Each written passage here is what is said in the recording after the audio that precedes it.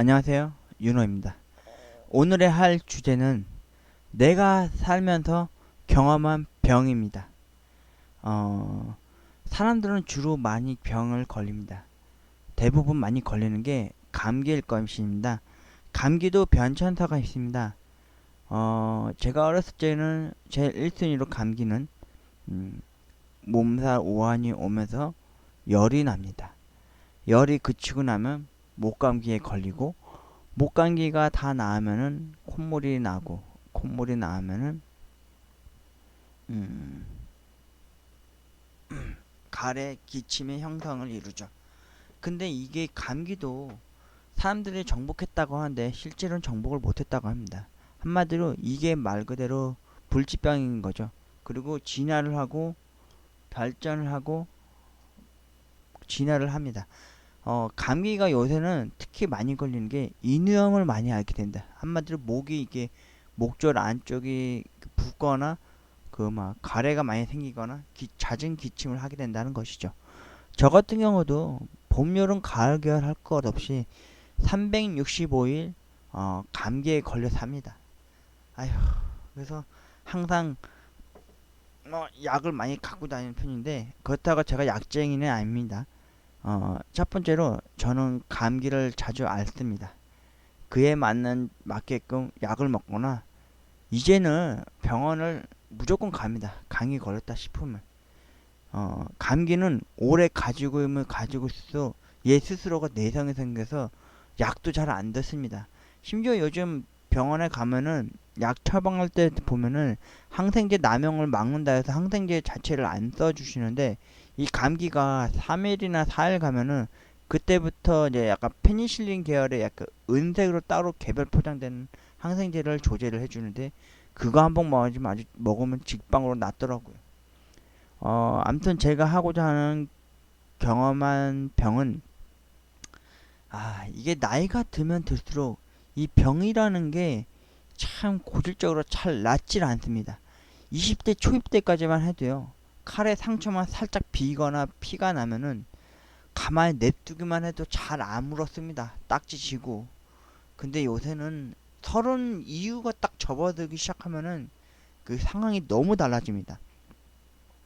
제가 주로 그 편의점에서 일을 하면 항상 손을 많이 베었습니다. 그 담배를 까서 진열을 하기 전에 종이 포장된 걸 항상 까다 보면은 항상 그 종이에 특히 손을 많이 비곤 했었습니다. 왜냐면은 그 칼에 비거나 그러면은 억울하지도 않습니다. 제일 아픈 게 뭔지 아십니까? 종이에 나도 모르게 배신감 느낄 만큼 손에 비었을 때 물만 살짝 닿거나 땀이 살짝만 닿아도 쓰라립니다. 쓰라려. 근데 그 상황에서 연고를 바르고 밴드를 붙이면은 진짜 하루가 지나도 다 아뭅니다. 붓고 아니면 딱지가 지거나.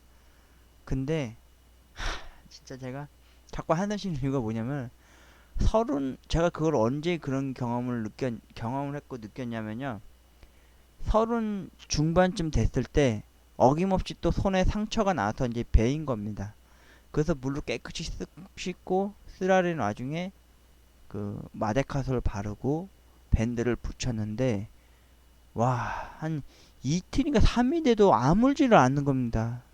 딱지도 안 짓고 딱지도 안 생기고 딱지가 생겨야 나중에 아물면서 이게 그 주변에 가려면요 새살이 돋는다고 그래가지고 금방 딱지도 떨어져 나가는 과정인데 그런 게 오래 걸린 겁니다. 더디게 그때 느낀 겁니다. 아, 내가 늙었구나. 저보다 좀 나이 더 드신 분들도 계시겠지만 20대 초입 때는요 한번 다치거나 병아리를 해도요 금방 약을 먹어도 병치레도 금방 낫고 상처가 나도 금방금방 아물고 재생 능력이 너무 뛰어났습니다. 서른 중후반쯤 되니까 너무 진짜 그게 서럽더라고요. 아무리 연고를 바르고 밴드를 붙이고 해도 한 2, 3일이 지나야 겨우 이제 아물까 말까 할 정도가 되더라고요. 진짜. 첫 번째는 감기입니다. 감기는 여러분도 아시겠지만 감기는 초기에 잡아야 됩니다. 몸이 안 좋다, 으실으실하다 하면 무조건 쌍화탕 드시고요. 목이 아프다 싶으면 무조건 인후염 약을 드십시오. 기침이 많이 난다 그래서 목캔디 절대 드시지 마세요. 화한 느낌이 목을 더 속 시원해지고 목을 청결해 준다는데 전혀 그런 서로 오히려 더 목이 더 건조해져서 목 감기가 더 심하게 더 와전될 수도 있으니까요.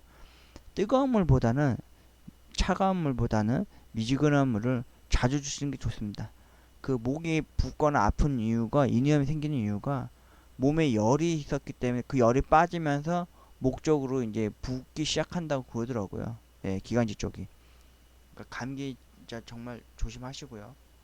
말로만이 아니라 감기 안 드시려면은 옷 두둑히 입으시고 깊은 숙면도 자주 취하시고 그러시는 게 제일 좋으실 겁니다.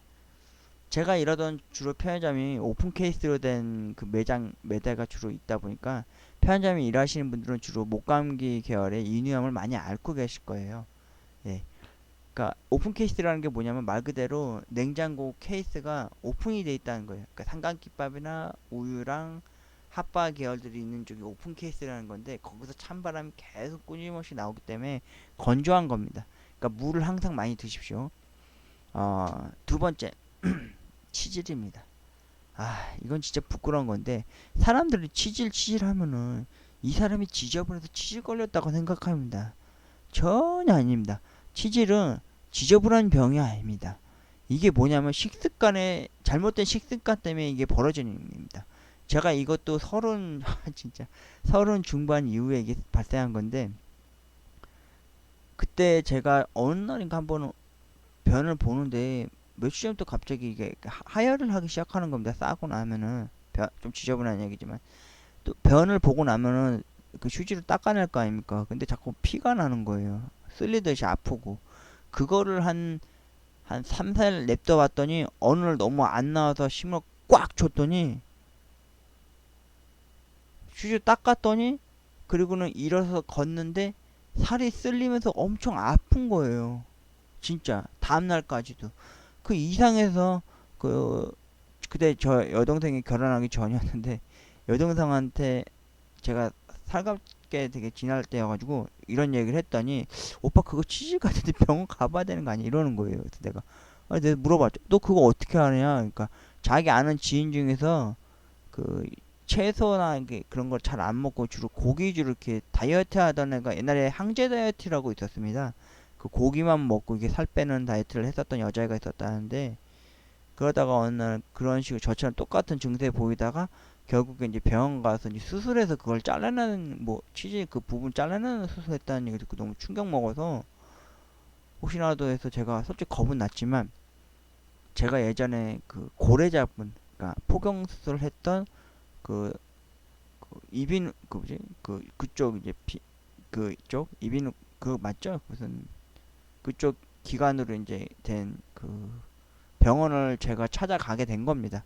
갔더니 나이 드신 분들도 있고 어린애가 엄마 손잡고 온 애들도 있는 겁니다. 딱 보니까 그거 하러 온 애들도 몇 명 있고 또 어른들도 주로 많이 온 것도 있더라고요.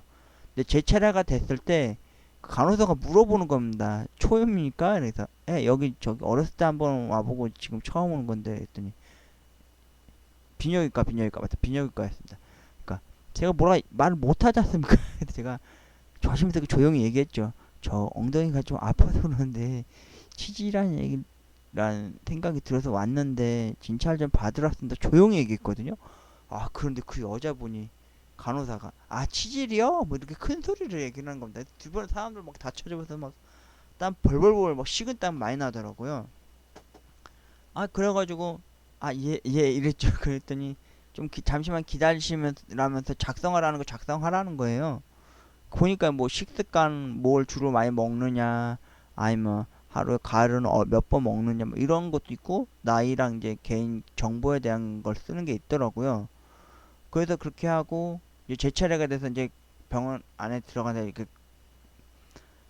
그때부터 이제 수치심이 많이 느껴졌던 게 뭐였냐면은 의사 선생님이 뭐 때문에 왔냐 물어보는 겁니다. 그래서 제가 똑같이 그 얘기 또 했죠. 간호사한테 했던 것처럼 며칠 전부터 그 변을 보고 날 때 좀 뻑뻑하게 나오는 것 같은 느낌이 들고 닦고 나면 그 피가 많이 나왔고 한 2, 3일 됐는데 최근에 제가 힘을 너무 세게 빡 줘서 쌌더니 엉덩이가 갑자기 일어나서 걸을 때마다 쓸렸다, 조금씩 아프고 막 느껴졌다 그게. 그랬더니 일단 바지 내리고 누워보라는 겁니다. 옆으로 눕듯이. 근데 그때 아시겠지만 그 의사가 진료할 때 간호사가 같이 있습니다. 진짜 여자 간호사가. 제가 그때 나이가 그때 서른 한 두세 살 때인데 제가 선생님한테 한마디 했습니다. 저 선생님, 저 남자 저 벗으려면 여성 저 나가셔야 되는 거 아니냐 했더니 의사 선생님이 그러는 겁니다. 저 간호사 여사 선생님은 간호사 선생님이지 여자가 아니다. 여기 포경 수술을 하시러 오신 분들도 있고 이런 쪽으로 이렇게 오시는 분들 많이 있으니까 너무 걱정하지 마시고 창피하지 마시라, 이렇게 얘기를 하시더라고요. 그래서 이제 옆으로 바지를 한 무릎까지만 내리고 옆으로 누웠어요. 네, 선생님이 저한테 그런 말 하더라고요. 뒤에서 좀 느낌이 좀 그럴 수 있으니까 좀 참으세요. 아프진 않을 거예요. 더니만 그, 그 뭐지? 그 케찹 마지막으로 짤 때 나는 소리 있지요. 뿌지직 하는 소리, 뿌직뿌직 하는 소리. 그리고 뭐 장갑 끼는 소리가 탁 나요. 그리고는 한 두 번 정도 들어갈 거니까 참으십시오 이러는 거예요. 그래서 아프진 않을 거라고 하면서, 그리고는 엉덩이 거기다 뭘 이렇게 뭐 바르는 거예요. 그리고는 이렇게 제가 보기엔 손가락 같아. 손가락을 넣어보시고 그리고 난 다음에 또 뭘 하나만 더 해볼게요. 이러면 한 번에 또 다른 걸 또 이렇게 넣는 것 같더라고. 근데 그때 너무 수치심이 너무 느껴졌어요. 진짜. 그러면서 나서는 한 1, 2분 만에 끝났어요. 그 선생님이 이제 내려오셔도 된다고, 오직 옷 다시 챙겨 입으시고 앉으시면 자기가 얘기를 해드리겠다 그러더라고요. 그래서 의사 선생님이 저한테 하는 말이 지금 이거 치실 초기다고. 그래서 제가 하는 말이, 그럼 제가 그럼 이거 어떻게 해야 되는 겁니까? 혹시 제가 지저분해서 그런 겁니까? 저 하루에 한 두 번 이상 샤워하고 막 씻고 그러는데 이건 지저분하면 걸린 거라는데 그건 건가요? 이랬더니 선생님이 웃으시면서 저한테 그러는 거예요.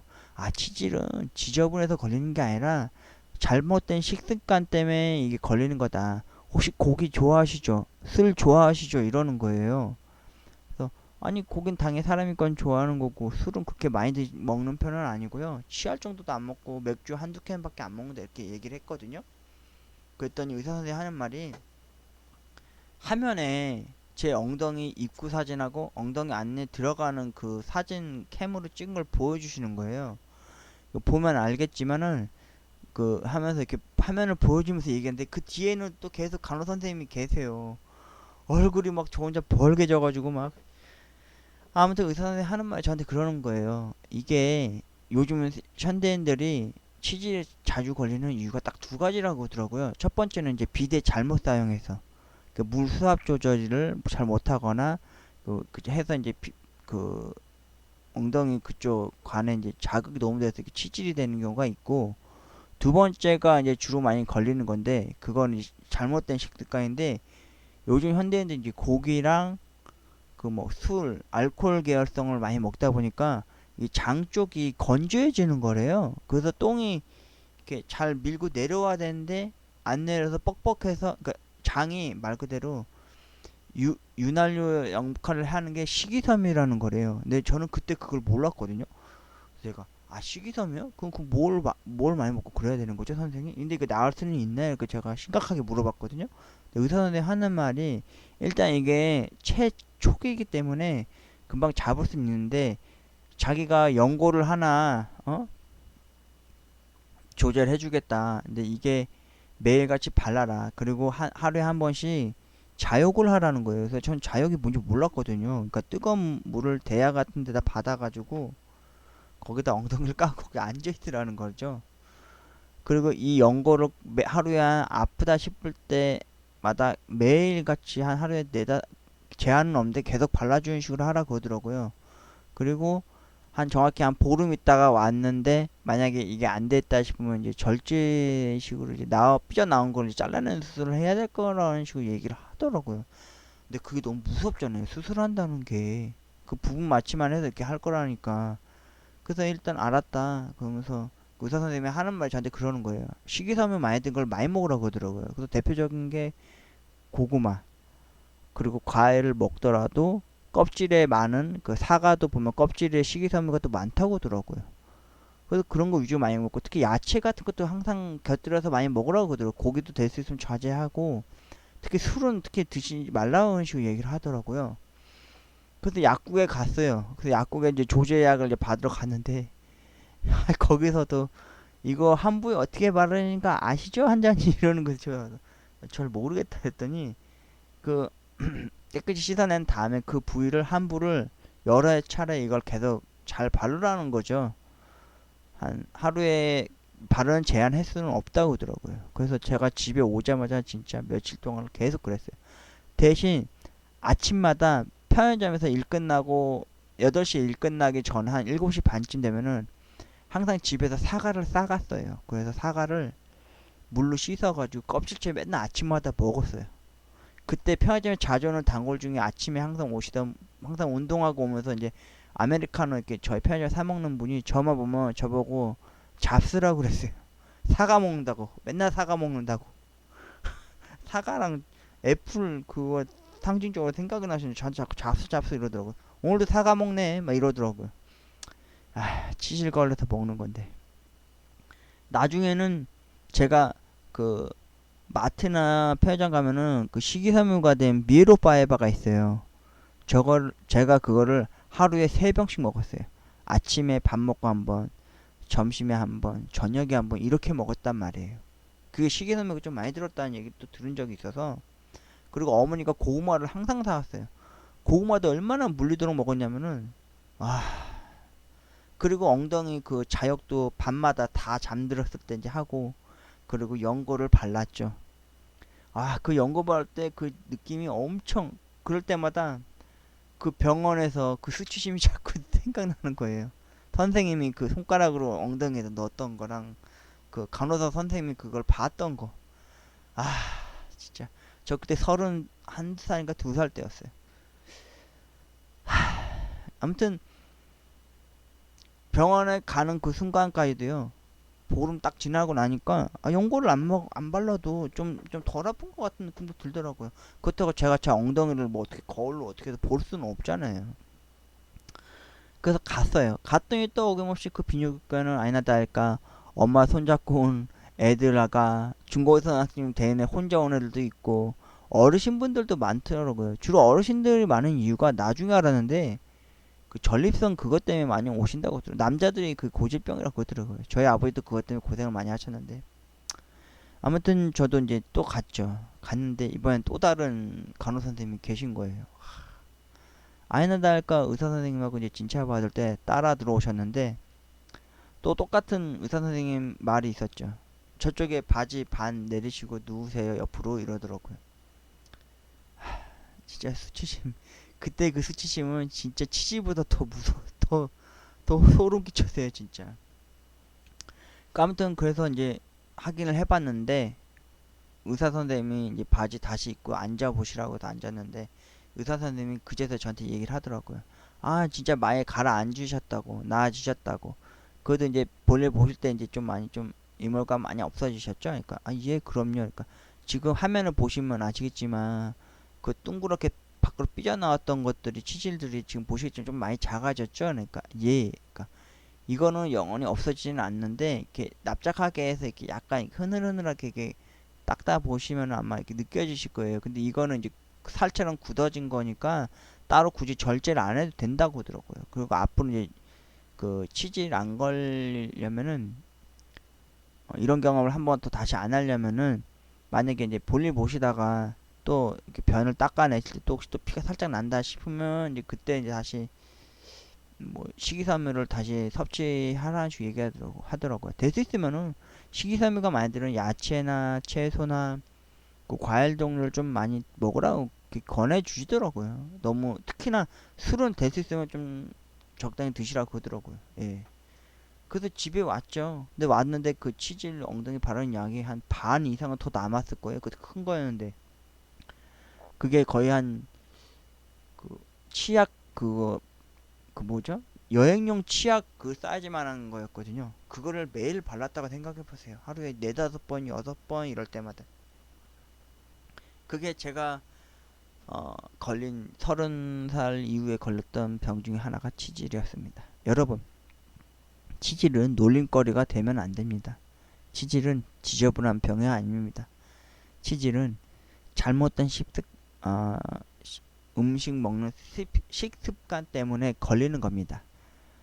고기 좋아하시는 분들 야채 많이 드시고요. 고구마도 많이 드시고요. 치질은 껍질 있는 과일을 많이 먹어야 되고요.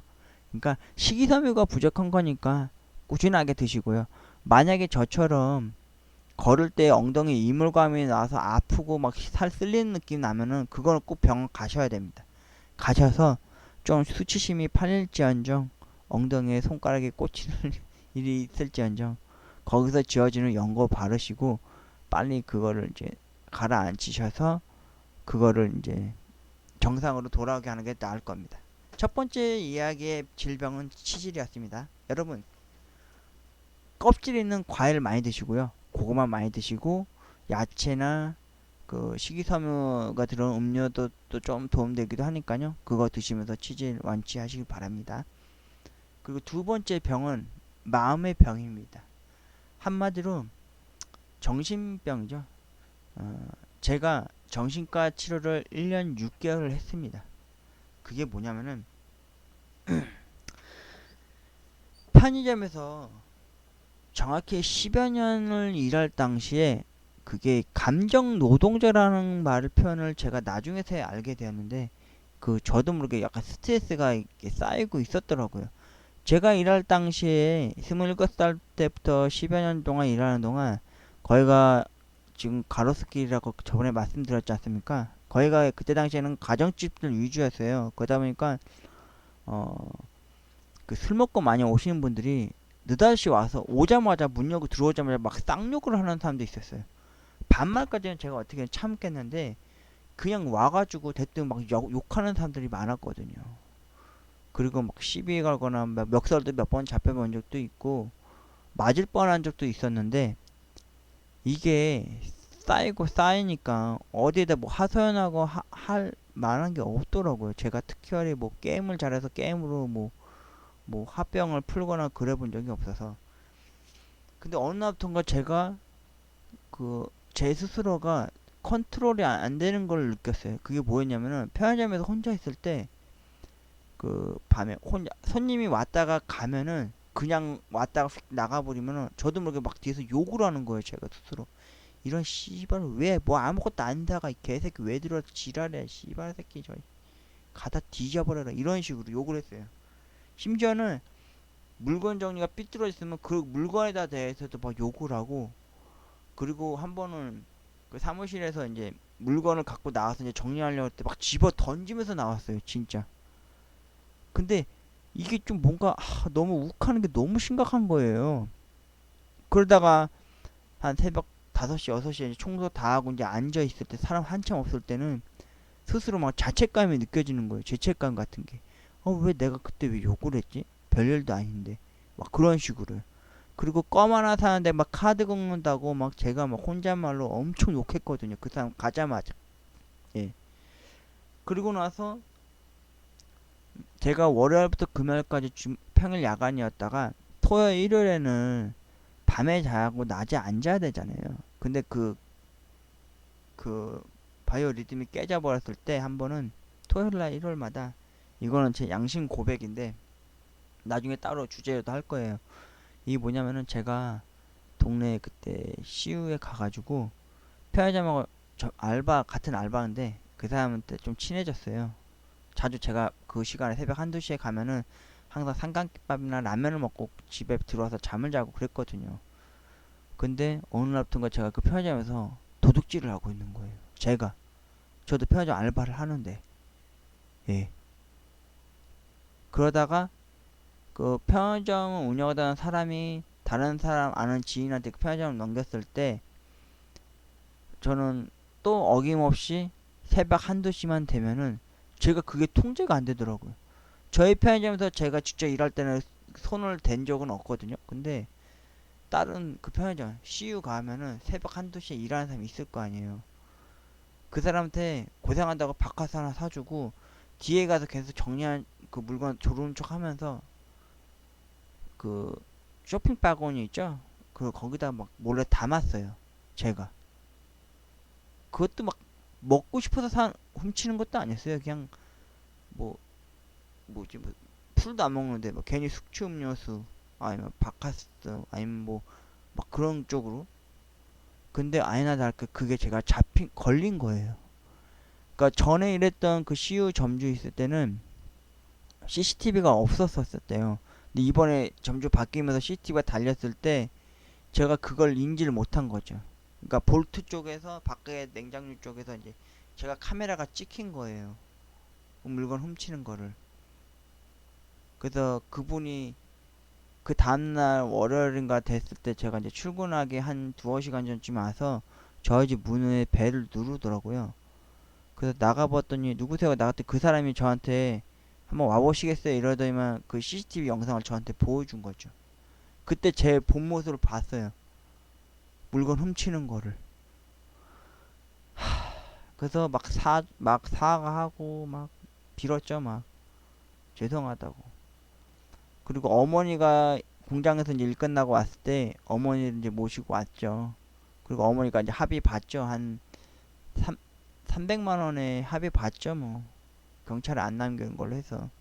그래서 어머니한테 너무 죄송했죠. 어머니도 집에 와서 저한테 뭐라고 말씀 안 하시죠. 근데 딱 한마디는 하셨죠.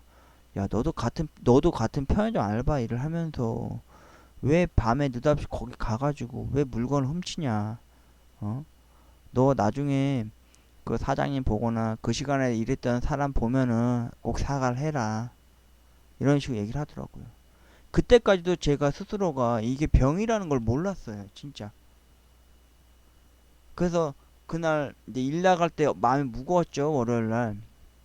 그래서 편의점에다 이제 전화를 했죠. 제가 일하는 편의점에 전화를 해서 제가 집에 개인적인 사정이 있어서 오늘 하루 못 나가겠다고 죄송하다고 전화 드리고 그날 그 시위 그 알바 야간 일하는 사람이 올 거 아니에요.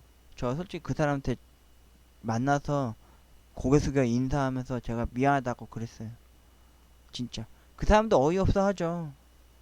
저한테 왜 그러시냐고 처음에 그러길래 그 사람 아직 CCTV를 안 본 것 같아서 제가 얘기를 했죠. 여태까지 본인 일할 때 제가 솔직히 물건을 훔쳤었다. 쇼핑백에 담아가면서 죄송하다고 막. 그 사람도 좀 어이없어하는 표정을 저를 보더라고요. 그래서 제가 두 번 다시 여기 이제 안 올 테니까 죄송하다고. 무리를 일으켜서 죄송하다고. 사과한다고. 그리고 제가 바카스 준 거에 대해서 뭐 따로 뭐 어? 그런 마음은 없었다 이렇게 얘기를 했죠. 근데 그때 당시에 그 점주가 저한테 그러더라고요. 날 추궁할 때 왜 물건 훔쳤냐? 언제부터 훔쳤냐? 그리고 또 그거에 대해서 뭐 희열을 느꼈냐? 그리고 제 농락하는 것처럼 막 바카스 사주고 그랬냐? 막 저한테 그런 식으로 따지는 거예요. 근데 저는 그런 마음으로 훔친 게 아니었거든요. 그렇다고 제가 그거 막 먹고 그러려고 샀던 것도 아니고 훔친 것도 아니고 훔친 거에 대해서 나 스스로 희열을 느껴서 그 사람한테 바카스 선물해주고 그런 건 아니었거든요. 진짜 저처럼 밤에 야간에 일하니까 바카스는 진짜 돈 주고 사준 거고 그런 거였는데 그때부터 제가 마음적으로 불안한 거예요. 두려움도 느끼고 그리고 일 끝나고 집에 오거나 은행 갔다 올 일이 있거나 그러면은 그 점주를 볼 때마다 제가 인사를 했어요. 미안하면서. 그리고 새벽에 어김없이 토요일 일요일만 밤만 되면은 새벽 한두 시만 되면 눈이 떠지는 거예요. 잠도 못 자고 막 불안해하고 그리고 한 번은 제가 잠에 들었을 때 다음날 아침이 됐는데 여동생이 저한테 그러는 거예요. 오빠가 어제 기억나냐고. 그러니까 뭐 그러니까 오빠 어제 엄마가 오빠가 코 골길래 이렇게 툭툭 몇 번 건져서 코 안 골게 하려고 그러려고 했는데 엄마한테 제가 막 쌍욕을 했다는 거예요. 근데 저는 그거 진짜 기억 안 나거든요. 이거 어떡하지? 뭐지? 그래서 다음날 그날 저녁에 엄마 일 갔다 왔을 때 제가 엄마한테 한마디 했어요. 엄마 저 왠지 저 그거 진짜 기억 안 난다고. 엄마한테 욕한 거 기억 안 난다고. 그래가지고 제가 별의별 생각 다 했어요. 이거 어떻게 해야 되지? 혹시 이거 내가 뭔가 문제가 있는 거야? 그래서 내가 그, 그 사이코패스 체크하듯이 그 우울증 체크하는 그 있죠? 그런 거 인터넷에서 찾아봐가지고 제가 체크를 했더니 평점이 엄청 최악으로 나온 거예요. 보니까 뭐 공황증도 있고 분노 조절도 있고 우울증도 있고 가우울 가면성 우울증 뭐 그런 종류도 있고 뭐 이상한 게 다 나온 거예요. 인적 검사 그런 걸 했을 때. 그래서 제가 그거를 프린트를 2장을 해가지고요. 아, 우편 봉투 같은데 흰 봉투에 담은 다음에 저희 집 주변 근처 반경 내에서 정신과 치료병원을 검색을 했어요. 그랬더니 저기 미아 쪽에 마음의 무슨 병을 고쳐주는 그 아무튼 그 정신과 치료병원이 있었는데 솔직히 거기 가기도 힘들더라고요. 왜냐면 우리나라가 그 정신과 치료한다 그러면은 그 있잖아요. 인식 같은 게 있잖아요. 안 좋은 인식이 있잖아요. 저 새끼 미친놈이래. 저 새끼 정신병자래. 이런 그런 거. 그런 인식이 너무 틀에 박힐 때여가지고요. 지금도 아마 그럴 거예요. 그런데 여러분 그거 아셔야 돼요. 자기 스스로가 뭔가 통제가 안 되고 컨트롤이 안 될 때, 때로는 너무 우울하거나 자살하는 충동이 느껴졌을 때는 무조건 정신과 치료 병원을 가셔야 됩니다. 진짜. 제가 이거는 왜 이런 얘기를 하냐면은 제가 얘기를 들어보시면 아시겠지만 제가 지금 이 상황까지 왔잖아요. 막 밤에 새벽에 잠 못 자고 느닷없이 나와서 막 물건 훔쳤죠. 결국 결론적으로는 걸려가지고 뭐 어머니한테 그랬고. 근데 신기한 거는 제가 아이러니하게 그런 일을 하는데 불구하고 제가 밤에 그 가서 똑같은 직종에 있는 사람 가게에서 피해를 줬다는 거에서 내 스스로가 도저히 이해가 납득이 안 됐고, 두 번째는 잠결에 이제 엄마한테 이제 욕을 엄청 심하게 했다는 거. 근데 그걸 제가 기억을 못 하는 거예요. 그래서 편의점에서 일을 할 때마다 또 손님들이 나갔다 하면은 무조건 뒤에다 대고 욕을 한 거. 그게 통제가 안 되는 거예요. 왜? 욱하는 것도 너무 심하고 입에서도 욕을 아예 달고 사는 정도였거든요. 그래서 또 한 보름 동안 그렇게 있다가 아 이건 진짜 안 되겠다. 내가 스스로 가서 상담을 하고 그에 맞는 그 처방을 받아야겠다 싶어서 진짜 큰맘 먹고 거기 정신과 치료병원 하러 가는데 한 달하고도 보름이나 걸렸어요. 보름 만에 간 거예요. 예. 그래서 갔는데 그 가자마자 이제 되게 사람들이 다양하게 많더라고요. 정신과 치료 받으러 오신 분들이 젊은 애도 있고 어린 애도 있고 아줌마 같은 분도 있고 아저씨나 할아버지 같은 분들도 있더라고요. 그 안내 데스크 하는 사람이 뭐 때문에 오셨냐고 물어보길래 제가 솔직히 이거 상담 좀 받으러 왔다 이랬더니 그 앉아서 기다리라 그러더라고요. 근데 거긴 대부분 예약제니까 다음에 오실 때는 예약 날짜 잡아서 해줄 테니 그때는 예약 때 오세요 이러더라고요. 그리고 이제 제 차례가 됐을 때 이제 그 이제 정신과 치료 선생님을 이제 만났죠. 근데 그때 제가 이제 그 A4 용지로 제가 출력을 해온 걸 이제 보여드렸어요. 제가 이러이러한 병이 있는 것 같아서 왔는데 체크를 해봤는데 맞는지 한번 이거 봐주십시다고 보여줬더니 의사 선생님이 보고 웃으시더라고요. 여태까지 정신과 치료 받으러 온 사람 치고 A4 용지로 자기 증세가 어떤 것 같은데요 이런 식으로 해서 이렇게 분량을 요약해서 온 사람이 없다는 거죠. 출력해서. 그래서 제가 이래서 왔다 이런 식으로 얘기를 했더니 그분이 이제 물어보더라고요. 어떤지. 그래서 제가 여태까지 있었던 일 다 얘기했어요. 편의점에서 막 손님들 나갈 때 쌍욕하고 욕하고 욱하고 물건 집어 던진 거랑 또 최근에 그 물건 훔치고 그 시간만 되면 통제가 안 됐던 거. 제가 그 음식이나 먹거리를 좋아해서 훔치는 것도 아니고 쓰잘데기 없는 거 느닷없이 괜히 사가지고 막 가방 넣었던 거. 그리고 집에 와서 이제 어머님한테 이제 잠결에 이제 일어나가지고 막 쌍욕하고 그랬던 게 기억이 안 난다는 거. 그리고 그 우울한 그런 거에 대해서 얘기를 했더니 그러시냐고. 그럼 일단 제가 약 조제를 해주고 여기서 뭐 인성 적성 검사하는 그 숙제 같은 건데 그걸 줄 테니까 집에 가서 하시고 체크하시고 보름 있다 다시 오라는 거예요. 그래서 예 알겠습니다 하고 밖에 나와서 동계산 하는데 그 적성 검사 하는데 그게 좀 비싸더라고요. 그게 그때 얼마였지? 한 3만 원 정도 하더라고요. 너무 비싸더라고요. 보험 적용이 정신과 쪽은 좀 잘 안 된다고 그런 식으로 얘기 들어서 약값만은 별로 안 났는데 진찰비는 한 만 오천 원 나오고 적성 검사 하는데 그 신청 그거에 대해서만 따로 3만 원인가 도 나오더라고요. 그래서 4만 5천 원 나는데 약을 지으러 갔어요. 근데 약 선생님이 약을 지어주면서 저한테 하는 말이 아침, 점심, 저녁 먹되 저녁에 먹느냐고 꼭 저녁에 먹으라 그러는 거예요. 왜냐면 그게 잠이 많이 온다는 거예요. 약이 딱 세 알이 있더라고요. 세 알씩. 근데 그게 좀 나중에 알았는데 그 약간 약 봉투 보면은 약 성분이랑 약 효과, 부작용 이렇게 써 있잖아요. 그 대부분 마약 성분으로 된 그런 약들이 많더라고요. 근데 제가 병원에서 나올 때도 의사 선생님한테 물어봤거든요. 도대체 변명이 뭐예요? 물어봤더니 의사 선생님이 일단 말을 안 해주시더라고요. 일단 그 적성 검사를 가져와야지 여기서 데이터를 적응해 보면 어떤 변명인지에 대해서 자기도 구체적으로 얘기를 해드리고 그리고 이제 상담 받고 또 이제 그에 맞는 이제 약을 또 다시 처방을 해줄 거라는 식으로 얘기를 하시길래 제가 그래서 아 그럼 알았다. 그래서 이제 집에 오자마자 그거 뭐지? 군대 신체 검사 받으러 가면요. 처음에 하는 게 신체 검사부터 받는 게 아니라 적성 검사하는 걸 해요. 그게 뭐냐면은 예로 그거예요. 귀신 보이냐 안 보이냐 예 아니요 이런 식인 거예요. 저 그때 당시에도 했을 때도 많이 점수가 크게 나와가지고 어?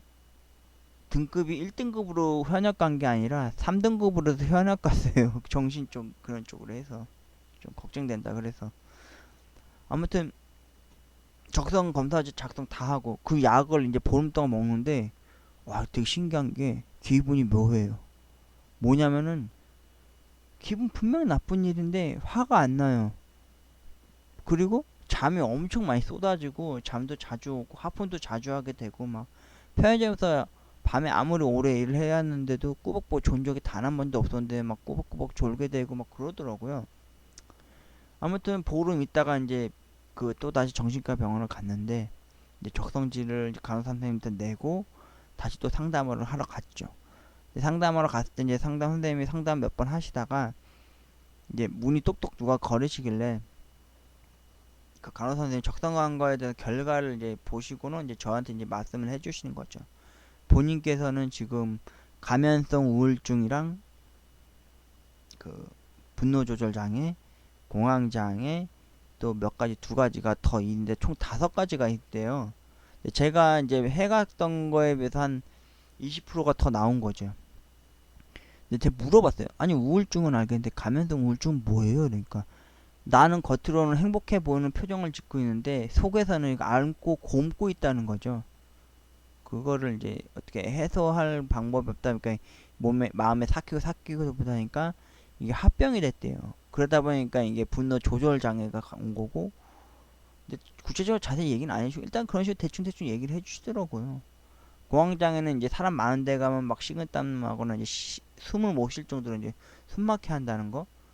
그리고 이제 마지막 두 가지가 이제 문제가 뭐였냐면은 그 선생님께서 하는 말이 이게 약간 자살 충동을 오게 하는 그런 중증이 두 개가 있대요. 그러니까 제가 편의점 알바에 일하는 거 말고 다른 일을 한번 해보거나 아니면 잠깐 요양을 하시는 게 낫지 않겠냐 그러더라고요. 시골 같은 데로. 아니 저 일하는 데서는 이렇게 아니 괜찮은 것 같다 그랬더니 그러면 일단은 약을 조제해 줄 테니까 죄송합니다. 당분간은 이제 약을 이제 먹으라 이거죠. 일하면서도. 그때 상황 보면서 또 그때 가서 이제 상담 많이 하자고 이렇게 얘기하면서 그런 식으로 하면서 제가 무려 1년 6개월을 이제 약을 먹기 시작했어요. 근데 그 와중에 이제 많이 몸이 좋아지는 걸 느꼈어요, 진짜. 손님이 아무것도 물건 안 사고 나가도 이제 욕이 안 나오고 뭐 화나는 일이 있었던 것 같은데도 화도 안 나고 대신 이제 잠을 좀 많이 왔고요. 그리고 우울할 마음이 없었던 것 같아요. 그리고 이제 밤에 이제 새벽에 이제 깨서 이제 그런 이제 물건 훔치러 다시 나가는 뭐 그런 건 없어졌죠. 근데 그때 당시에 이제 편의점에 또 점주가 또 바뀌면서 이제 제가 이제 그만둘 수밖에 없는 상황이 왔을 때 돈 걱정이 되기 시작한 게 뭐였냐면은 그 정신과 치료약 그 약을 이제 처방을 이제 못 받을 것 같은 생각이 들어서 이걸 어떻게 되나 그리고 평생 이제 그 약을 먹고 살기가 좀 그렇더라고요. 주변 사람들한테 얘기 들었기로는 루머였지만은 진짜인지 있었는데 그 성불능 장애나 아니면은 그 한번 먹기 시작하면 평생 먹어야 돼. 그 약간 마약 성분의 약간 그런 약도 있다고 들은 적이 있어서 아 죄송합니다. 문제가 많아서 그래서 어떻게 하면 내가 이거 스스로 통제할 수 있을까 하다 보니까 느낀 게 뭐였냐면은 손바닥만한 수첩을 하나 샀어요. 그래서 편의점에서 일 끝나고 편의점에서 한 1시간여 정도 2시간 정도 시간 사람 없는 시간대에 골라서 편지 같은 거나 아니면 글을 쓰거나 욕을 하고 싶을 때 욕을 쓰거나 했어요. 그러니까 일기식으로 쓴 거죠. 그걸 매일매일 했어요. 그러니까 마음이 좀 하고 싶은 말을 다 거다 쏟아붓듯이 쏘아 글로 끄적이다 보니까 마음이 편해지더라고요. 약도 그때 이후로 조금씩 이제 안 먹기 시작했던 거죠. 그리고 편의점 이제 마지막으로 이제 정리되고 이제 제가 이제 나오려고 할 당시에 그 정신과 치료 선생님한테 가서 한마디 했어요. 선생님, 저 이제 병원 안 와도 될 것 같은데 안 오겠습니다. 그러니까 아, 왜 안 오냐고 계속 드셔야 된다고 그러니까 제가 제 스스로 통제하는 방법을 알아냈습니다. 그러니까 선생님이 물어보더라고요. 무슨 방법이냐? 그래서 제가 이제 메모를 하면서 화가 나면은 거기다 대신 욕을 써놓고 그날 있었던 일에 대해서 짜증나는 일, 신경질 나는 일 있으면 거기다 대신 하풀이 하듯이 글을 쓰고 그랬다. 그랬더니 그 선생님이 아 그러냐고 대신 원래는 한 번 받으면 계속 받아야 되는데 본인께서 그렇게 할 수 있다고 하니까 또 직업상 또 돈 버는 데 있어서 좀 이게 좀 부담이 되고 그러시면은 일단 그렇게 해보시고 만에 안에 이거 통제가 안 된다 하고 또 전처럼 그렇게 화가 많이 올라거나 우울해하시거나 그러면은 무조건 오시라고. 그 안에 만약에 아무 별일 없으면 일단 그렇게 일단 본인 스스로 선택을 하신 거니까 그렇게 하시라고 이렇게 얘기를 하시더라고요. 그래서 그 선생한테 인사하고 정확히 딱 진짜 1년 6개월만 하고 정신과 치료를 받고 근데 집에 왔죠. 그리고 아니나 다를까 또 그 같은 편의점에서 한 달 만에 딱 전화가 다시 왔어요. 한번 와보겠냐고. 그리고 더 면접 보고 저 다시 거기 또 똑같은 데서 일하고 있었죠. 또 하나는 있거나 또 우울한 일이 있으면 글을 썼어요. 그래서 지금 제 책꽂이에 그 수첩이 한 5권 있어요. 그게 무려 한 10, 그니까 한 5년 동안인가 6년 동안 쓴 걸 거예요. 그게 15년 중에서. 그리고 나서 지금도 많이 글을 쓰려고 그래요. 마음의 병을 고치기 위해서, 통제하기 위해서. 그런데 정신과 치료라는 거는 무서워하면 안 돼요. 여러분들 중에서 만약에 화가 억눌러지지 않거나 우울해지거나 밤에 고민, 걱정, 근심이 많아서 잠 못 이룰 때 방 밖을 배회하지 마시고요. 집 밖을 배회하지 마시고요. 무조건 정신과 치료를 받으러 가십시오. 사람의 시선이 중요한 게 아니라 나의 마음의 병 때문에 내 가족과 내 주변 사람들이 힘들어져 간다는 것을 아시면은 절대 그거를 외면하시면 안 되고요. 굳은 마음을 갖고 용기 내셔서 정신과 병원을 가셔서 상담하시고 진료 받으시고 약을 먹고 치료하시는 게 나으실 겁니다. 저 같은 경우는 저도 최근에 직장을 잃고 나서 더 이상 이제 직장을 이제 구할 그런 여력이 안 되다 보니까 아버지도 돌아가시고 또 직장도 잃고 나니까 저도 솔직히 우울감도 있고 또 저도 솔직히 요새 밤에 새벽에 잠 잘 못 자요. 그런데도 어떻게든 통제해 보려고 이렇게 글 쓰고 이렇게 방송을 또 하기 시작하게 되니까 또 마음적으로 좀 심신 안정도 찾기도 하고 그럽니다. 그러니까 마음의 병은 나 스스로가 통제가 되는 것도 있지만 안 되는 거 있을 때는요 가셔야 됩니다. 정신과 병원, 정신과 치료 그거 남들 시선 처리 때문에 인식한다는 것 때문에 피하지도 마시고요 외면하셔도 안 됩니다. 병원을 가십시오. 가셔서 진료 받으시고 약을 드시는 걸 제가 추천합니다. 얘기가 좀 많이 길어졌는데 일단 세 번째 통풍입니다. 통풍. 이 통풍 뭔지 아십니까? 이게 아, 제가 정확히 3번 알았습니다. 이 통풍을.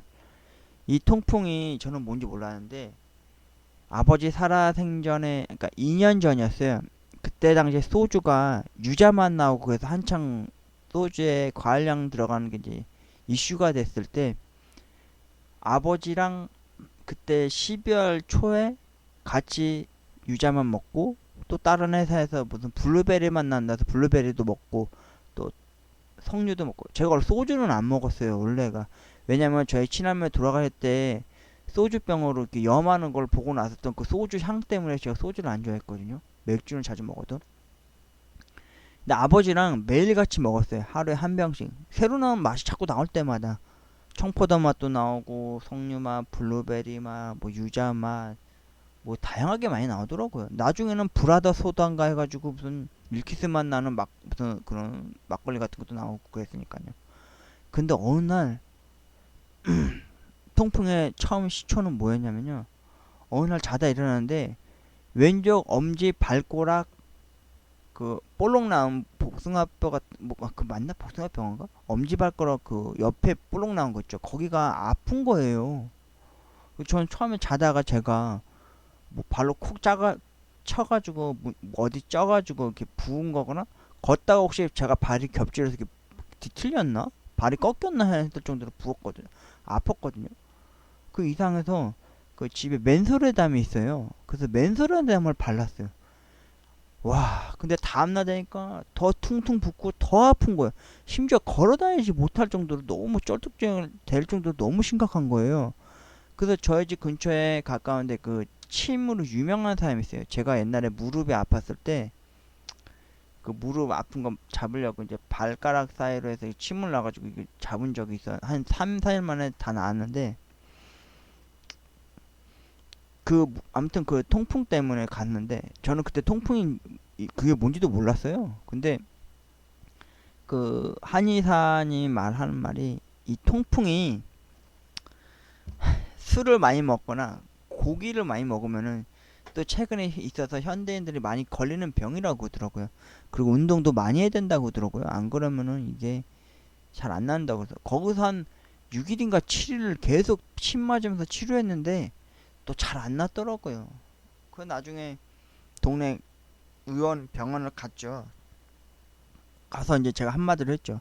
선생님, 뭐 때문에 오셨습니까? 이러길래 제가 선생님, 저 한의원을 가봤는데 잘 안 났더라고요. 그러니까 뭐 때문에 그러시냐고 해서 제가 이거 거기서 말하는 통풍이라 그러는데 이랬거든요. 그랬더니 의사 선생님이 일단 피 검사를 한번 하자고 그러더라고요. 그래서 피를 뽑으시고 그리고 식습관에 대해서 얘기해 보시 하라 그러고 엄지 발가락 상태를 보시더라고요. 그러더니 일단은 진통제 소염 효과 내는 것만 일단 주신다고 그러더라고요. 통풍 전용 약은 피 검사 결과가 나야지만 알 수 있다고 그러더라고요. 피 검사를 이제 외주를 주기 때문에 한 약 다 먹고 한 3일치 일단 약을 줄 테니까 3일 있다 다시 오라고 그러더라고요. 와, 그때까지 완전 지옥이었어요. 근데 의사 선생님이 저한테 하는 말이 이 엄지발가락 그 부은 그 아픈 데를 냉찜질을 하라는 거예요. 여기서 아마 열이 많이 올라올 거라고. 그걸 당분간 술이랑 고기 계열은 절대 먹지 말라고 그러더라고요. 그리고 등 푸는 생선, 그리고 뭐 햄 종류 이런 것도 먹지 말라고 하더라고요. 먹을 게 없는 거예요. 고기 외에는 생선도 못 먹으니까. 아, 그래서 어떻게 했겠어요? 밥하고 김, 김치, 뭐 깻잎 이렇게 양념 깻잎 해서 이렇게 먹었죠. 그리고 3일 동안 그 진통제를 소염제를 먹는데도 안 낫는 거예요, 잘. 와, 그래서 내가 통풍에 대해서도 인터넷을 검색을 해보니까요. 이게 요산? 요산 수치가 있대요. 사람 마음이 아니 사람 몸속에서 심리적으로 이게 찌꺼기가 배출을 하는데 그 중에 사람 몸에서도 요산이라는 게 나온대요. 한 기준량. 근데 그 요산이 맥주랑 뭐 치킨, 뭐 햄, 고기 이런 쪽으로 해서 요산이 또 쌓인대요. 그러니까 중복적으로 합쳐져 쌓이는 거죠. 그러니까 이게 배출로도 거의 나가지를 않는데요. 조금씩 기준점 형식으로밖에 안 나가다 보니까 이게 쌓이다 보니까 이게 쌓이면 주로 엄지발가락 쪽으로 많이 몰린다고 하더라고요. 그 잘못하면 또 이게 괴사돼서 이렇게 발도 잘라낸다고 생각하니까 발가락도 잘라내야 된다니까 그게 무서운 거예요. 그러다가 이제 3일 있다가 이제 딱 갔더니 제가 이제 사진을 첨부할 텐데 그 피 검사 결과지가 나왔어요. 이거거든요. 이게 요산이라는 건데 원래 사람 기준점이 3.9에서 8.3이 이제 기준이래요. 요산 수치가. 근데 이게 8.5가 된 거예요. 제가 피 검사한 결과가. 그러니까 8.3에서 8.5면 엄청 높게 요산 수치가 높아진 거죠.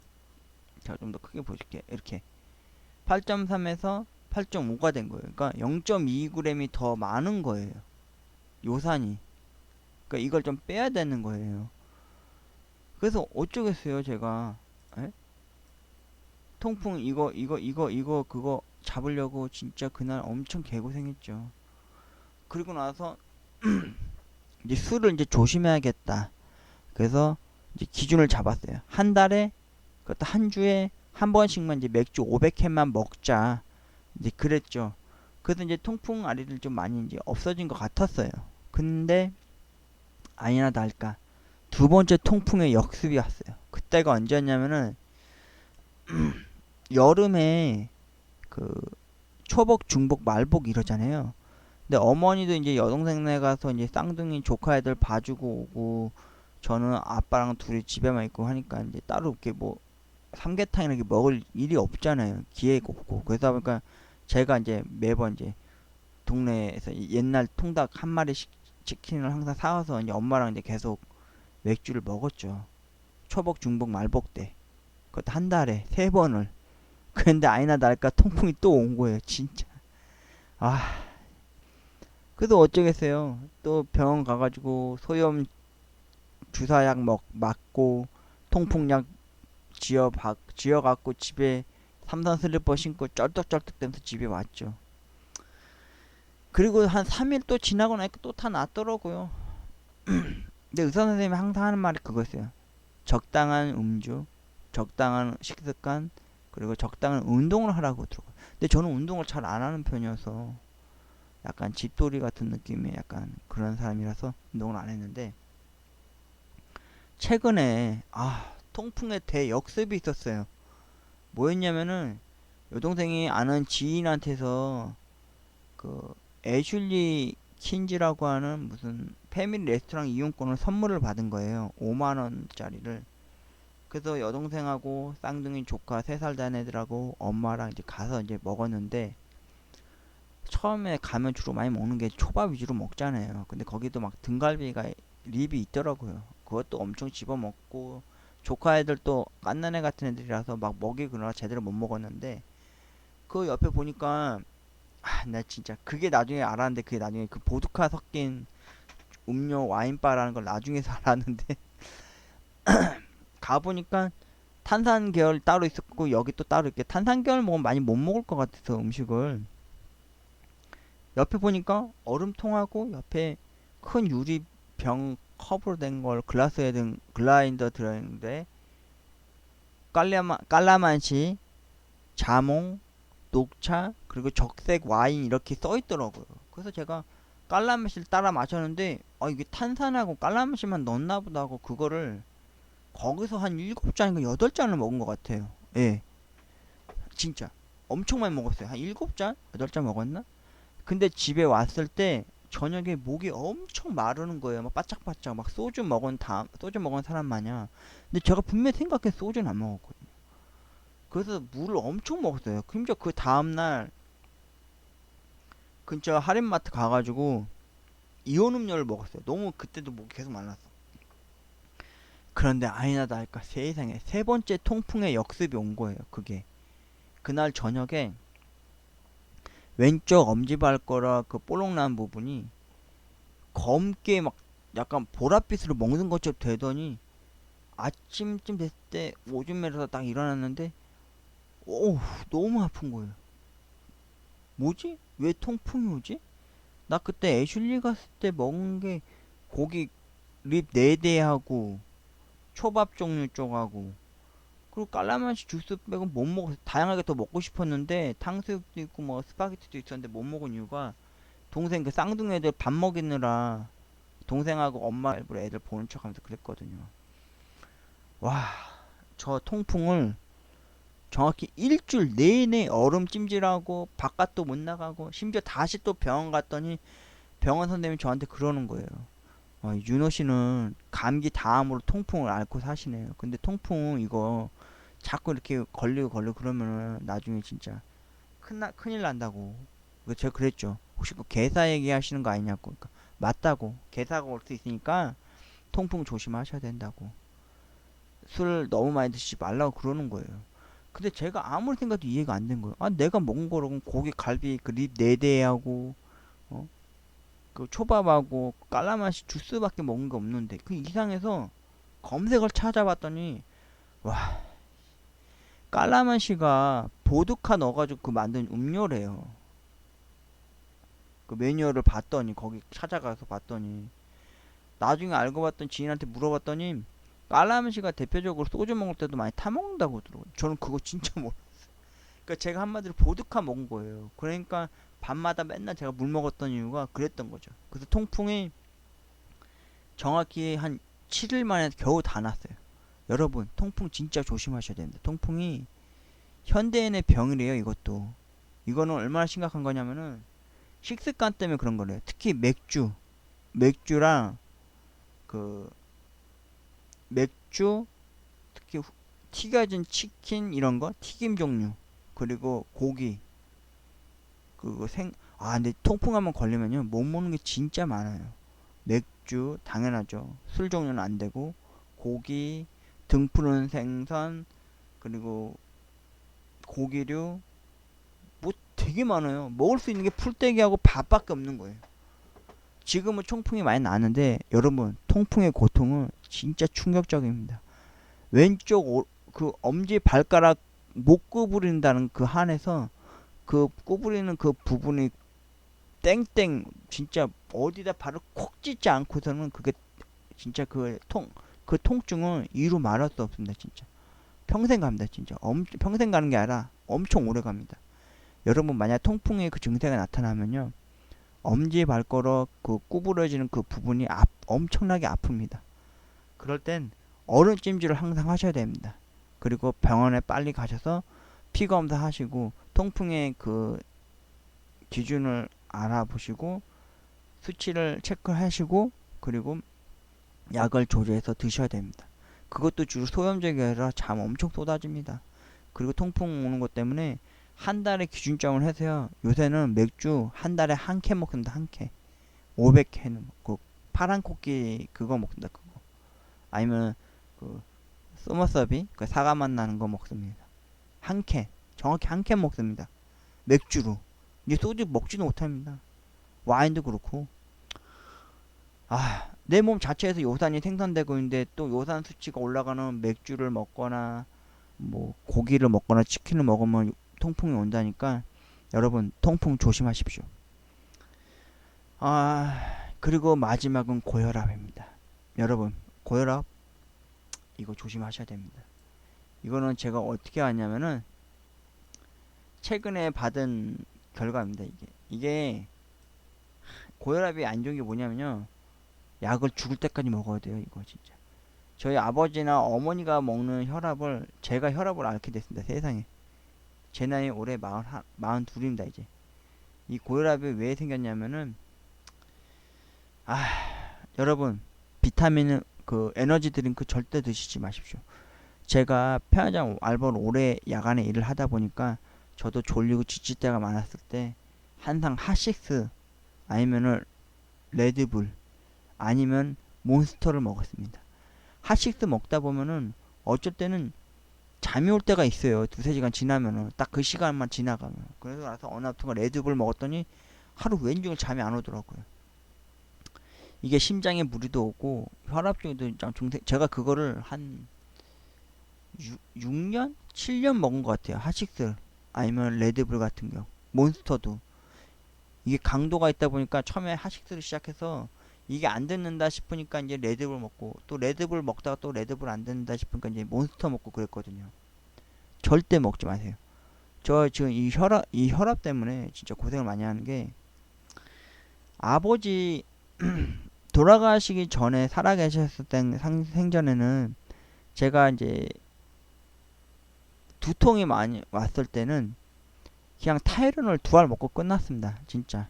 근데 아버지가 이제 신장 질환 앓으시고 이제 아프시고 이제 투석하러 다니시고 또 제 말을 또 잘 안 들어서 저도 짜증나고 승질 나고 그럴 때, 잠 잘 못 자고 밤에 일하고 그럴 때, 그리고 이제 결정적으로 이제 아버지가 돌아가시고 난 이후에 잠을 진짜 많이 못 잤어요. 거의 한 두세 시간밖에 못 잘 정도로. 두세 시간도 거의 못 잤죠. 특히 아버지 돌아가신 날에는 3일장 치를 때는 거의 안 잤어요. 3일 내내.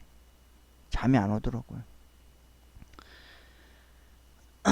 근데 아니나 다를까 한 정확히 한 4일 지나고 나서요. 집에 항상 불을 켜놓고 잤어요. 엄마랑 저랑.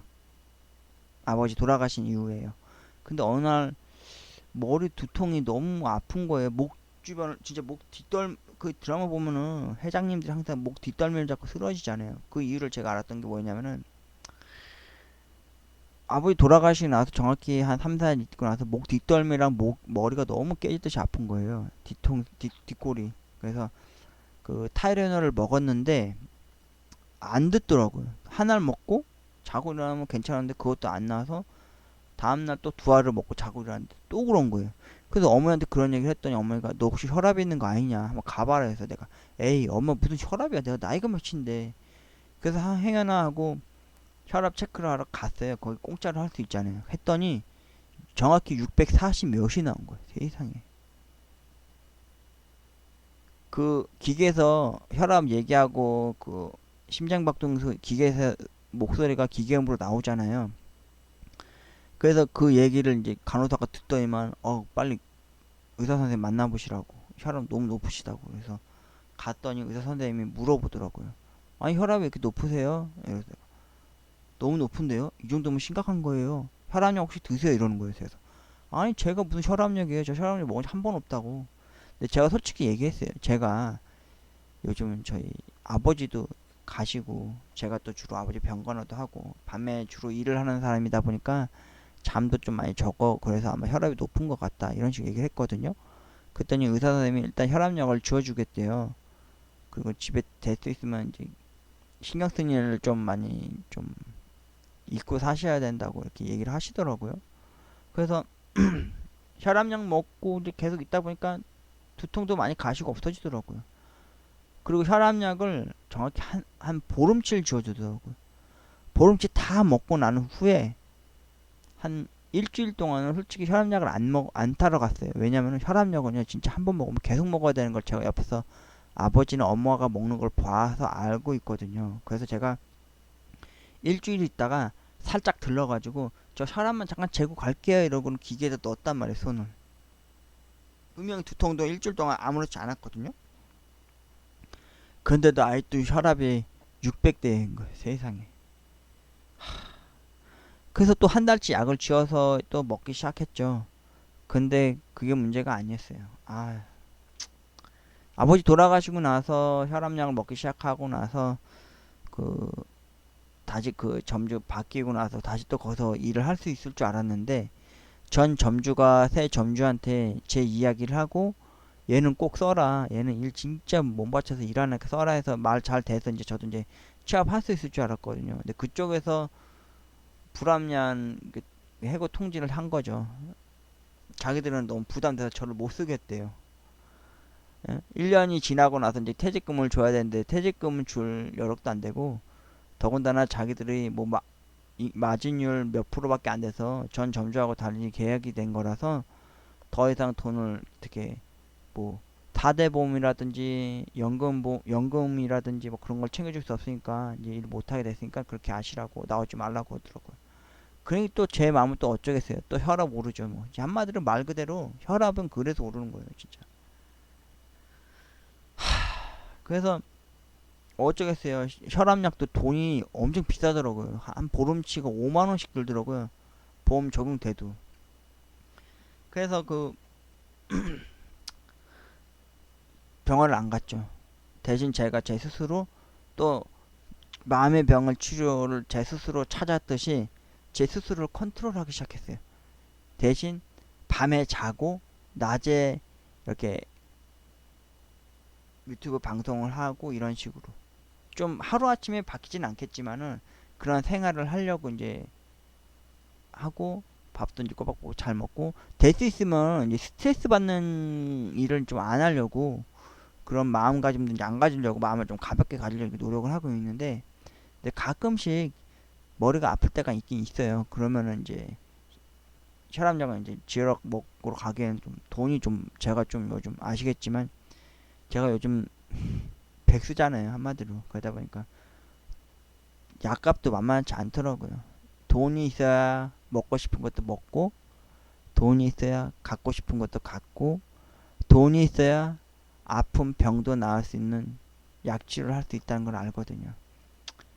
여러분, 제가 경험한 병은 이게 다입니다. 뭐 더 생기기도 하고, 새로 경험한 것들도 많이 생길 수도 있어요. 여러분들도 마찬가지입니다. 20대 초입 때까지는 이런 거 전혀 나는 안 걸리겠지. 아, 나는 뭐 저거 해당 사항 없어 이러겠지만은 걸립니다. 누구나 다 걸립니다. 대신 늦게 찾아올 뿐이에요. 저도 30살 이후 때부터 이런 과정을 거쳐서 병이 걸린 거라서 저도 이제 솔직히 좀 고민 걱정되는 게 딱 이거 두 가지밖에 없어요, 지금은. 통풍이랑 고혈압. 통풍은 이제 제가 술 조절하고 먹는 식습관을 잘 하면 되는 거고, 고혈압 같은 경우는 될 수 있으면 제가 스트레스 받는 일이거나 아니면은 좀 신경 쓰이는 일을 될 수 있으면 좀 자제를 하려고 노력을 하고 있어요. 지금도 가끔씩 이제 머리가 좀 뒷골이 아프면 이제 타이레놀로 좀 통제를 하려고 좀 하고는 있는데, 나중에 한번 또 시간이 되면은 한번 슬쩍슬쩍 병원 가가지고 한번 혈압 그 기계 앞에서 한번 공짜로 한번 해보고, 나중에 의사 선생님이나 간호사 선생님 뭐라 그러시면은 이제 그때 이제 제 집안 사정 좀 부끄럽지만은 얘기해야죠. 아무튼 여러분 몸 건강하시고요. 여러분들도 이 병들보다도 더 심한 병에 앓고 있는 분들이 있을 거라고 저도 생각을 합니다. 그게 뭐 정신적인 것인지 마음적인 것인지, 아니면은 저처럼 술이나 고기 좋아하는 것 때문에 치질이라든지 통풍으로 앓고 고생하실 수도 있습니다. 그거는 스스로가 고칠 수 있습니다. 예. 올바른 식습관과 올바른 잠자리와 올바른 그 생활 패턴을 이룬다면은 이런 병들은 당연히 없어지겠죠. 아무튼 지금까지 제 이야기 들어주셔서 고맙고요. 모두 모두 건강하시고요. 구독과 좋아요를 부탁해 드리겠습니다. 고맙습니다.